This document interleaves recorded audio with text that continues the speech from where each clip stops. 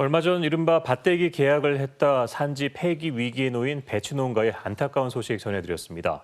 이 밭대기 계약은 미리 정해진 가격으로 안정적인 매매를 할 수 있다는 장점이 있는데요.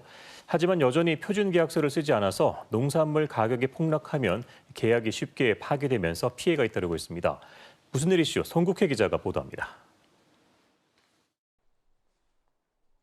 배추밭에 다 자란 배추들이 뿌리째 뽑혀 있습니다. 이른바 밭대기 계약을 한 유통업체가 사들이기로 약속한 배추들입니다. 그런데 최근 배추값이 하락하자 업체가 갑자기 매입 금액을 낮춰달라고 요구하면서 이를 받아들일 수 없었던 농민은 결국 출하를 포기했습니다.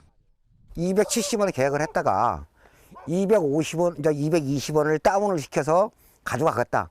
이건 농민 입장에서 보면 그 업자들이 가격 폭리밖에 취하지는 않는 거거든요. 같은 업체와 계약한 또 다른 농민도 업체가 출하를 연기하면서 소가리를 하고 있습니다. 배추 출하가 늦어지면서 다른 판매처를 찾는 일도 쉽지 않다고 하소연합니다. 이미 업체로부터 계약금을 받고 밭대기 계약을 한 이상 위약금을 물 수도 있기 때문입니다. 어떻게 처리를 해라 이런 얘기도 없어서 무작정 기다리기만 하고 있었던 거죠, 저는. 하지만 유통업체 측의 설명은 달랐습니다. 한 포기당 2.8kg 이상의 상품성이 좋은 배추만 사들이기로 계약했다며 약속대로 물량 대부분을 매입했다고 주장했습니다. 지금 남아있는 배추는 상품성이 떨어진다고 설명했습니다. 어느 누가 상품성이 없는 배추를 가져오겠어요. 통상적으로 조금 안 좋은 물건도 90% 이상은 다 갖고 왔다고 나는 생각을 하고. 어느 쪽의 말이 사실일까? 하지만 이를 확인할 방법은 없습니다. 농민과 유통업체가 서면이 아닌 구두로 배추 밭대기 계약을 했기 때문입니다. 정부는 이처럼 계약 내용에 대한 분쟁과 가격 등락에 따른 일방적인 계약 해지 피해 등을 예방하기 위해 2013년 표준 계약서 제도를 도입했습니다. 계약서에 농산물 수확과 반출 기간, 반출 지연에 따른 변상, 손실 부담 등을 명시해 분쟁 시비를 줄이기 위해서였습니다.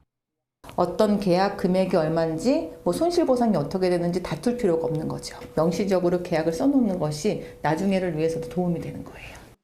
하지만 일부 유통업체들의 경우 가격 폭락 등의 피해를 떠안을 수 있다는 이유로 여전히 표준 계약서 작성을 꺼리고 있습니다. 배추값이 이제 폭락을 하더라도 다 이행을 해야 되니까 그러다 보면 본인들이 책임져야 될 부대 비용이나 이런 부분들이 배추 물 때보다 더 높아지게 되면 고스란히 그거는 본인들 손실이 되니까. 농민 또한 거래 관계를 유지해야 하는 유통업체들이 혹시라도 계약을 거절할 것을 우려해 표준 계약서 작성을 고집하기도 어렵다고 말합니다. 안 하려고 그러지. 과거에도 그렇게 해서 자기네들이 이 일도 계약을 했을 때 안 한다고요. 밭대기 계약은 개인 간 거래인 만큼 정부 개입도 한계가 있습니다. 정부는 과거 거래 피해가 잦은 양배추와 양파 품목에 표준 계약서 의무 사용을 적용했지만 다른 품목으로까지 더 이상 확대하긴 어렵다는 입장입니다. 유통업체는 피해 회피를 위해, 농민은 거래 관계 유지를 위해 표준 계약서 작성이 외면되면서 농작물 가격이 급락할 때마다 밭대기 거래 피해가 반복되고 있습니다. KBS 뉴스 송국혜입니다.